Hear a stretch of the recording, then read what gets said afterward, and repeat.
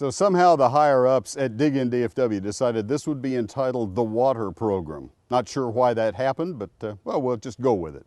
Let's go back out to Mineral Wells, to Clark Gardens with Stephen Chambly, take a look at their lakes and a lot more.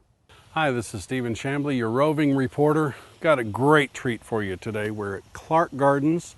This was the fantasy and the lifelong legacy of Max Clark. This is just a fantasy for me, standing in amidst thousands of roses, poppies in full bloom. Let's get started. When I think of Clark Gardens, I think of, and I guess maybe this is a seasonal order, but I think of poppies, I think of iris, I think of daylilies, and I think of roses.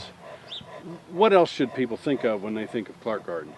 Those are some of the major things, but eventually I wanted to think of various plants that they can grow in their own garden.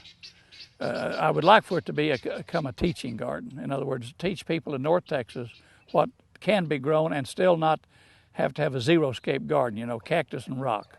Not that I don't think cactus and rock are pretty in their own way, they are, but everybody wants color, and you don't get much color out of cactus and rock except when the cactus is flowering. There are really hundreds of varieties of shrubs and plants that are perennials, I don't care for annuals, that will give you color. Either the foliage, grasses will give you some color. Emerald Lake is right over there, that's over there.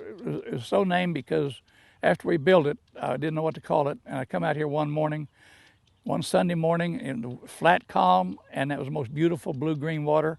And I said, oh, that's the name of it, that's Emerald Lake. The little pond just before you get to it is called Blue Hole. The lakeside pavilion, like I said, the old established part, that was the first thing we ever built here, the first really heavy landscaping we ever did out here. And I asked people about whether we could build one, and they said, no, you don't have enough runoff water. And I'd stood out there, and it rained, and I watched all the water going over that rock lift, and I said, come in and told Billy, I said, Billy, we're either going to have a water garden or we're going to have a sunken garden. It's going to be one of the two.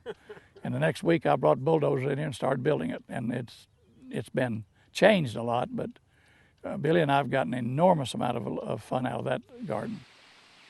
Well, I hope the gardens can continue after Billy and I are gone. We've tried to set up an endowment that will assist in that. I have no idea what will happen to the gardens when Billy and I are gone. If the funding isn't there to support it, and as you well know, it takes a lot of money to support a garden like this. I just hope it can continue. But you know, I'm going to work right up to the day that I can't work anymore, and if it don't work, it don't work. Almost none of this garden was ever on paper. I can't think of very little of it was actually architectural drawings. The chapel, yes. Channel garden to a certain extent, partially. But that pavilion there, the Rose Pavilion, I told him I wanted to, I left him I was landscaping that area, and I left him a little area there. I said, now put me a pavilion in here. And he and Greg, his superintendent, they did a marvelous job. You go up there and look under it and look at the architecture of the beams and everything, and I think it's absolutely, stupendous.